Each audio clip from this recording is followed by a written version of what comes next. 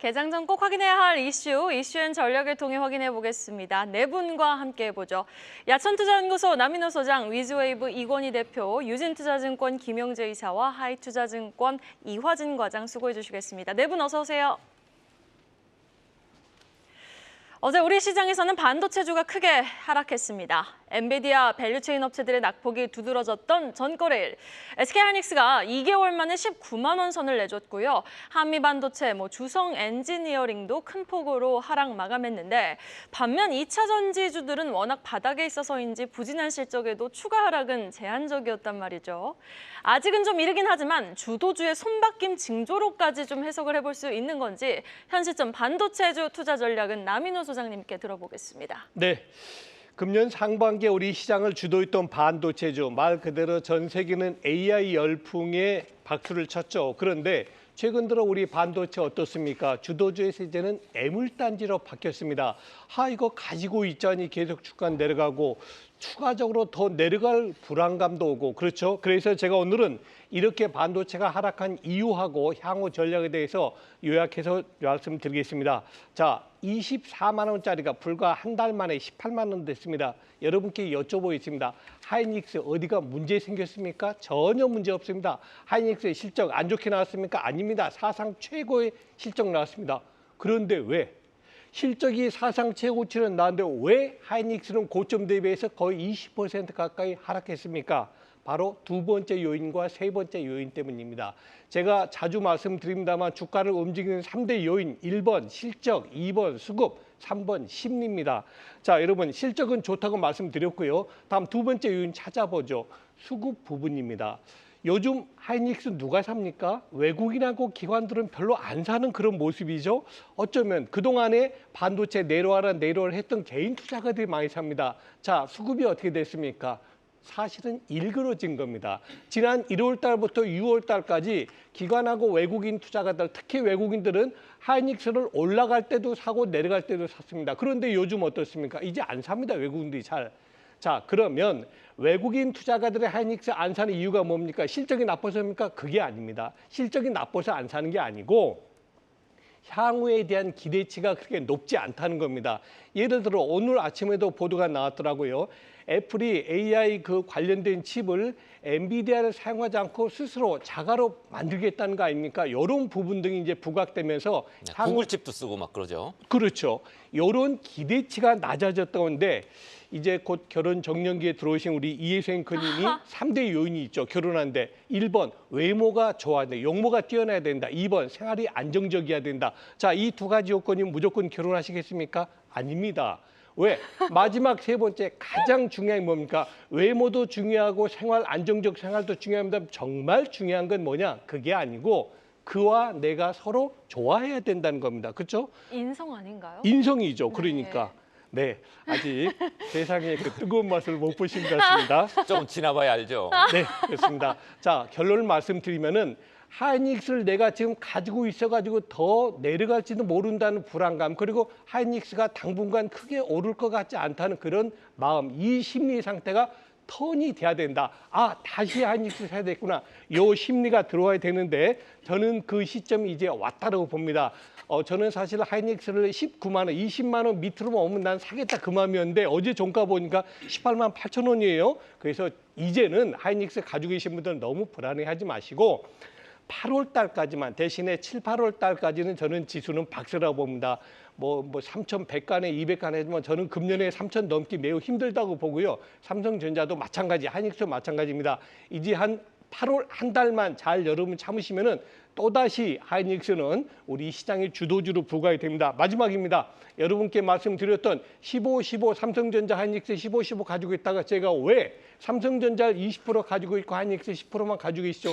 라고 말씀을 드렸겠습니까?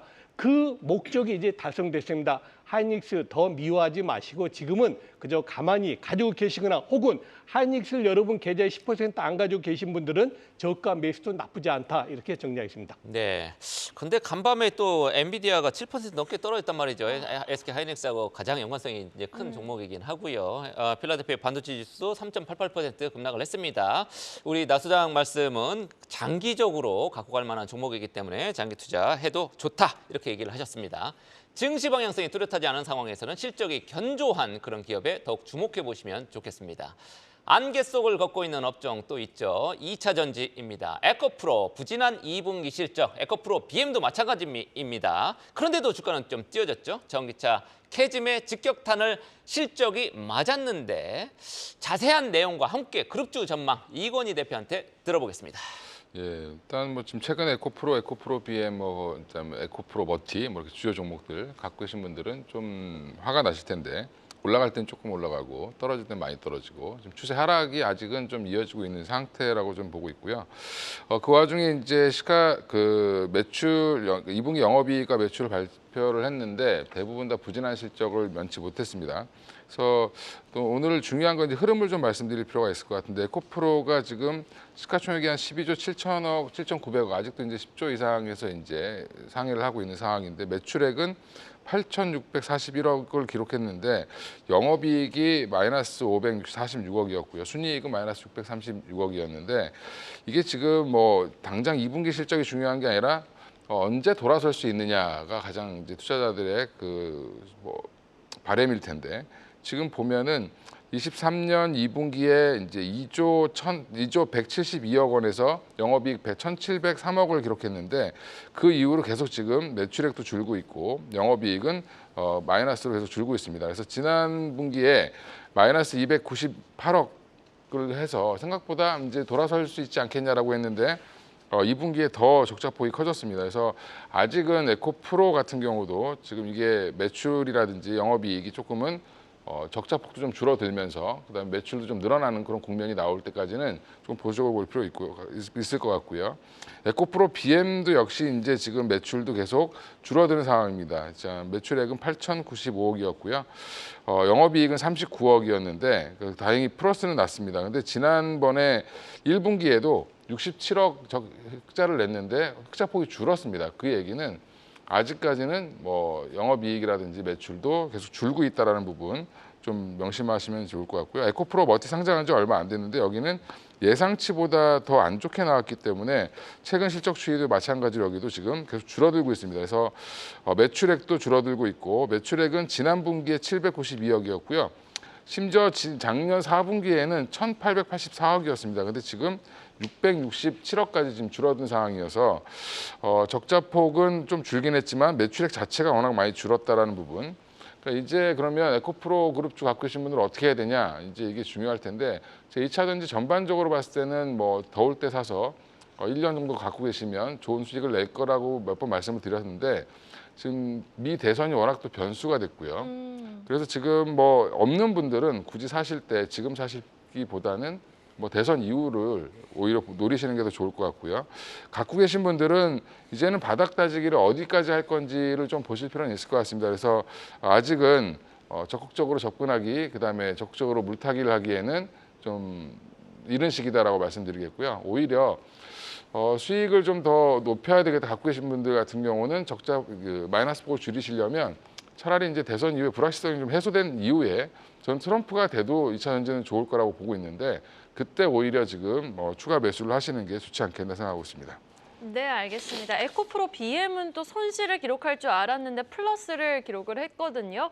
자, 그러면은 어제의 반등이 일시적 반등일 것이다. 조금 더 우리는 좀 지표를 지켜보고 자료 데이터가 나오는 거에 따라서 조금 더 움직일 필요가 있다라고 좀 의견을 제시해 주시는 거죠? 지금은 반등의 의미가 좀 없는 것 같고요. 테슬라가 올라가면 좀 올라오고 테슬라가 빠지면 다시 빠지고 어제 또 테슬라 빠졌죠. 그럼 오늘은 또 안 좋은 흐름이 또 연속이 될 수 있다라고 보고 있고요. 그래서 이게 반등이 제대로 나오려면 전에 가격보다 높게 올라가줘야 되는데 네. 흐름이 내려가고 있다는 게 아직은 조금 위험하다고 보고 있습니다. 네, 알겠습니다.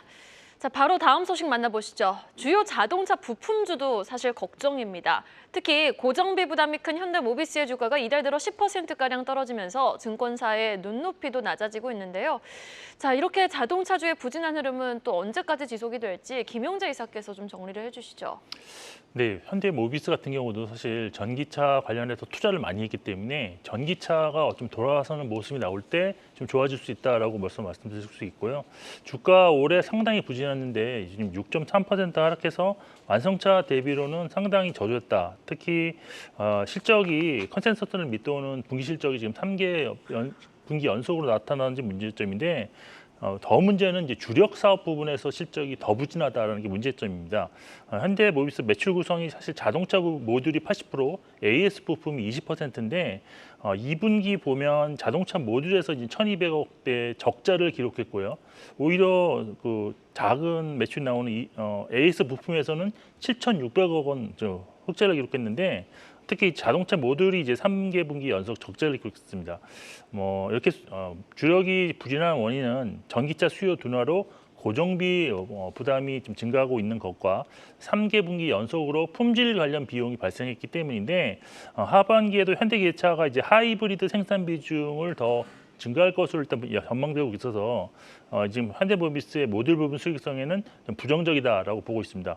그리고 지금 현재 양호한 AS 부분도 하반기에는 일단 물류 비용 증가 가능성이 있고요. 또 주력 수출 지역이 미주 지역인데 여기에 이제 환율이 이제 달러 약세 전환 가능성이 있기 때문에 수익 성장을 확신할 수는 없는 상황이다 보실 수 있습니다. 그렇지만 그래도 긍정적인 점은 비계열 부분의 수주를 몇 년 전부터 계속 지속했기 때문에 내년부터는 본격적인 매출 구간으로 진입한다는 점이 있다 보이고 또 밸류에이션상 보면 글로벌 피어 그룹 대비 상당히 좀 저평가된 국면이기 때문에 여기서 추가로 급락하기에는 상당히 제한적이지 않을까라고 보십니다. 결국 하반기 실적에 대한 기대가 크지 않은 상황에서 주가가 반등하려면 어떤 지배구조 관련한 이슈라든지 아니면 비계열 신규 수주 또는 주주 환원 책이 강화될 수 있다는 이런 얘기가 나온다면 주가는 반등하지 않을까라고 보이는데 현재는 지금 보유 관점에서 접근하는 것이 맞다라고 판단하고 있습니다. 네, 적극적인 매수할 때는 아직은 아니다 이렇게 이제 판단하시는 거네요. 지금 현대차 그룹이 10대 그룹 중에서 유일하게 거의 좀 수산 출자 구글이 아직은 못 끊었고 결과적으로 이제 끊을 거긴 합니다만 현대모비스가 일종의 지주사처럼 이렇게 이제 생각하는 분들이 꽤 있는데 요거 관련해서 지금 주가가 그동안에 약간 억눌려 왔다 이런 시각도 있단 말이죠. 요거 어떻게 보세요? 네, 사실 그렇습니다. 말씀드린 것처럼 글로벌 피어 그룹 대비 상당히 저평가되어 있는데 이게 거의 한 10년 가까이 지금 지속되고 있는 상황입니다. 그래서 어떤 지배구조 개편을 확신할 수 있는 이벤트만 나온다면 주가가 더 이상 저평가될 이유는 없을 것이라 보고 있기 때문에 시간이 조금 결국은 지나야 되겠지만 결국은 해결될 수 있는 문제라고 판단을 하고 있습니다. 네. 네, 알겠습니다. 현대차 그룹주의 하루빠른 제대로 된 반등다운 반등 한번 기대해 보도록 하겠습니다. 자, 계속해서 오늘 아침 나온 리포트도 확인해 보고 오겠습니다. 박정원 캐스터 바로 연결해 보죠. 오늘 아침에 나온 리포트 정리해드리는 가장 빠른 리포트앤 공시 시간입니다. 증권사들이 이른 시간부터 리포트들을 쏟아낸 가운데 오늘은 알테오젠과 유한양행, 대우건설에 대한 목표가 상향 조정 리포트가 나왔고요. 삼성 SDI가 당분간 고생길을 걸을 거라는 KB증권의 분석도 나왔습니다. 한편 한국투자증권은 롯데정밀화학을, 유한타증권은 한미약품을 주목하면서 목표가 유지에 나섰습니다. 먼저 알테오젠 리포트부터 만나보시죠. 알테오젠이 어제 글로벌 기업 산도스와 히알루로니다제 공동개발 및 기술 수출 계약을 체결했습니다. 미국 정부의 IRA 약가 인하 정책 그리고 바이오시밀러 시장 확대가 뒷받침되는 상황에서 글로벌 빅파마의 피하 제형 개발 수요 상승과 전략적 차별화, 또 미국 정책 방향에 모두 수혜가 가능한 사업 구조임을 확인한 건데요. 머크의 독점 계약으로 작년보다 21% 성장한 매출을 보여준 가운데 산도스 재계약으로 밸류에이션이 리레이팅됐습니다. 신한투자증권이 목표가를 37만 5천 원으로 25% 올려 잡은 점 투자에 참고해 보시죠. 마지막으로 유한양행 리포트입니다.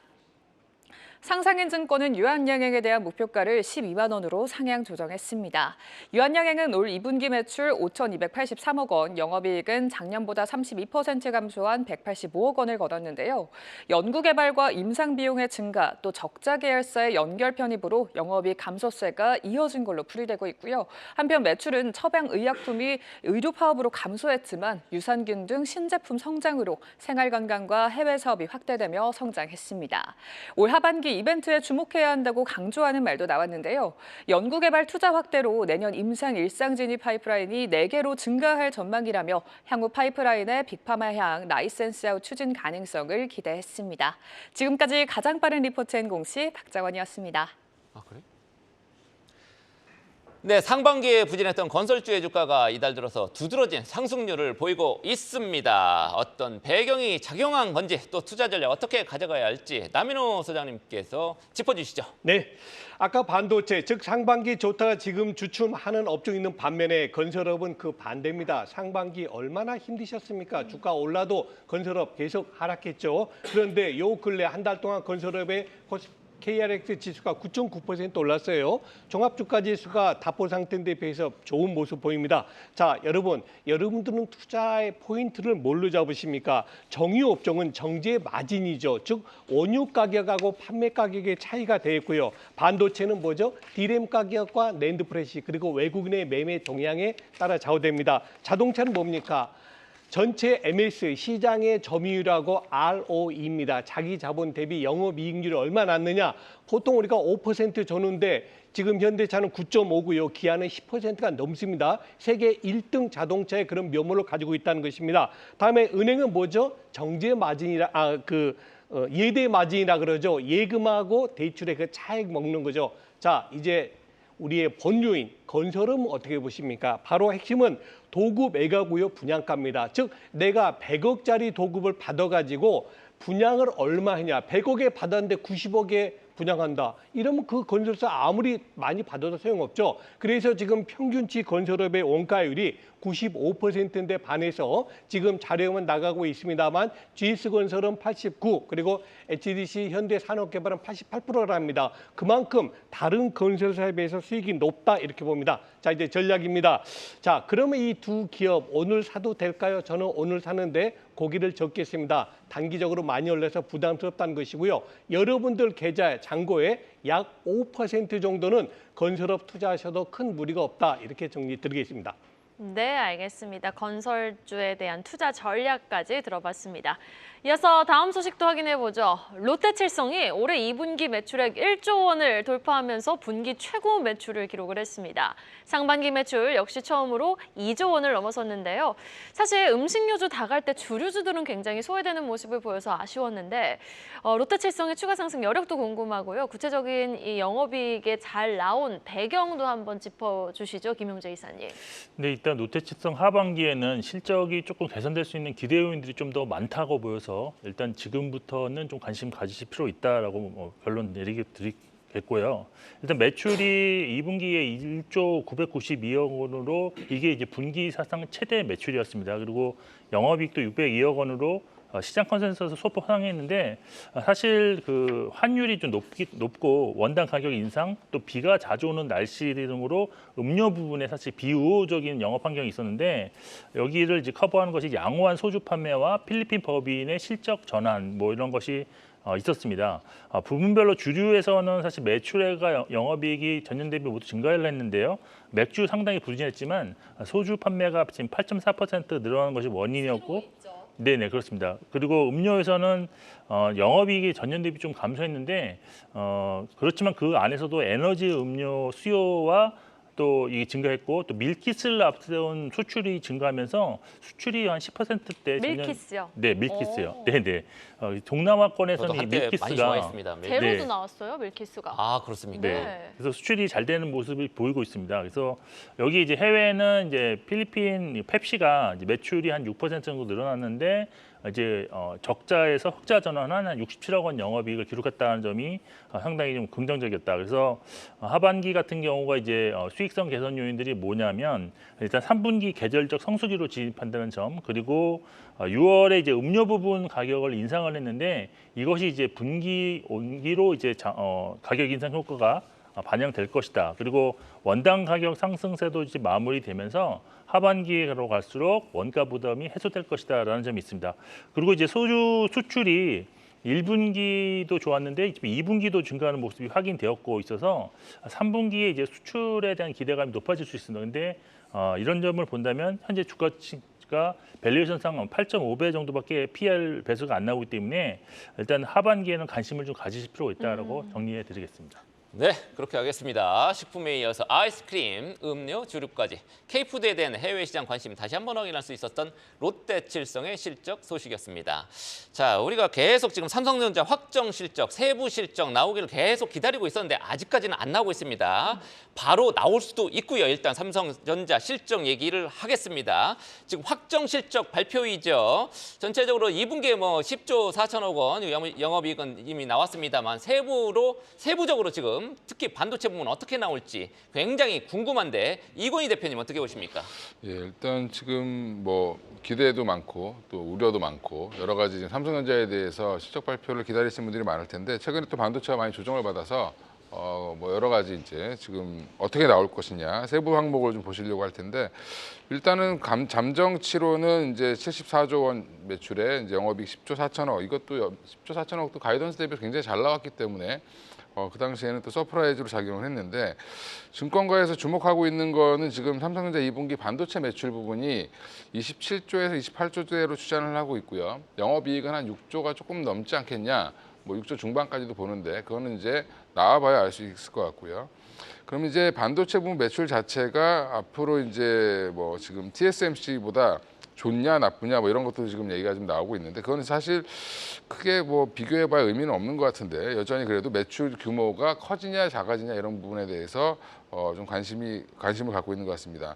그 외에 이제 1분기 실적 발표 컨퍼런스 콜에서 무슨 얘기를 했냐면 파운드리 매출은 1분기 저점을 찍고 2분기부터 반등해서 전분기 대비 두 자릿수 매출 성장을 기대한다라고 언급을 한 부분이 있기 때문에 이번에는 파운드리에서 얼마나 매출이 더 나올 수 있는지, 매출이 나왔는지 부분도 좀 보셔야 될 것 같습니다. 물론 적자라고 다 예측을 하지만 그래도 이게 양이 늘어나는지 안 늘어나는지가 굉장히 중요하다라고 보시면 되고요. 앞으로 이제 실적 발표가 딱 나오면 주목하셔야 될 게 일단 반도체 부분이겠죠. 8개 분기 만에 대만 반도체 1위 업체인 TSMC보다 매출이 커질지 여부, 상회 여부를 좀 보실 필요 있고요. 파운드리 매출 개선세도 여전히 제일 중요한 그 투자 포인트가 될 것 같습니다. 그 외에 이제 컨퍼런스 콜에서 이제 관전 포인트를 보면 제가 쭉 써놨는데 HBM 공급 규모 뭐 비중이라든지 출하 시점 이게 제일 관심이 많죠. 그리고 4세대 지금 CXL 관련된 디램도 8월부터 양산한다고 얘기를 해놨는데 이것도 어떤 로드맵을 갖고 있는지 좀 보실 필요 있을 것 같고요.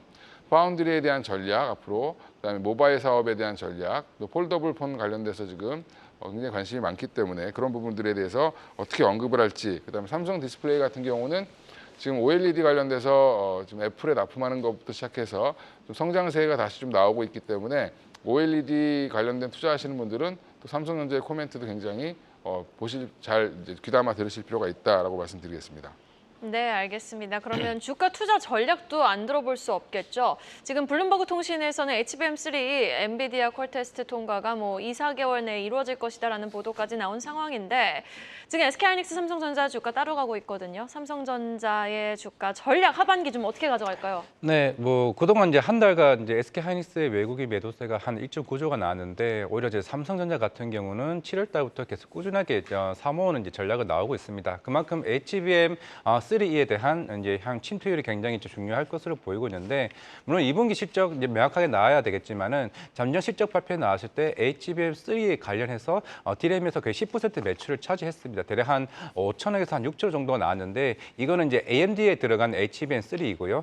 이번에 지난주에 나왔던 이제 3분기 때는 중국용에 들어가는 엔비디아항 이제 HBM3에 대한 매출도 좀 기대가 큰 상황이고 만약에 생각보다 HBM3 이 8단 반도체에 대해서 이제 엔비디아항 이제 퀄테스트가 통과가 되게 되면은 3, 4분기에 대한 이제 매출 성장세가 부분이 좀 굉장히 좀 중요할 것으로 보이고 있기 때문에 아마 오늘 이제 이 컨퍼런스 콜에서 나왔던 주요 항목 중에서 물론 레거시도 굉장히 캐피 투자 여부 뭐 이거는 2주 전에 이미 그 감산해서 이제 정산으로 이제 바뀐다는 얘기를 이미 한번 나왔었고요. 거기다 이제 파운드리도 물론 이재용 회장이 미국까지 이제 갔다 왔었던 흐름이 있었기 때문에 지금 이제 점유율 자체가 16%고 TSMC가 60%입니다. 여기서 점유율을 얼마나 확대해 나갈 건지에 대한 이제 전망도 오늘 시장에서 주요 관전 포인트겠지만은 결국에는 HBM3와 관련된 로드맵의 구체적인 흐름이 아마 오늘 시장에서 굉장히 중요한 포인트가 되지 않을까 생각을 하고 있습니다. 네, 삼성전자 실적 지금 우리 방송 시간에 나올 줄 알았는데 아직 안 나오고 있습니다. 다음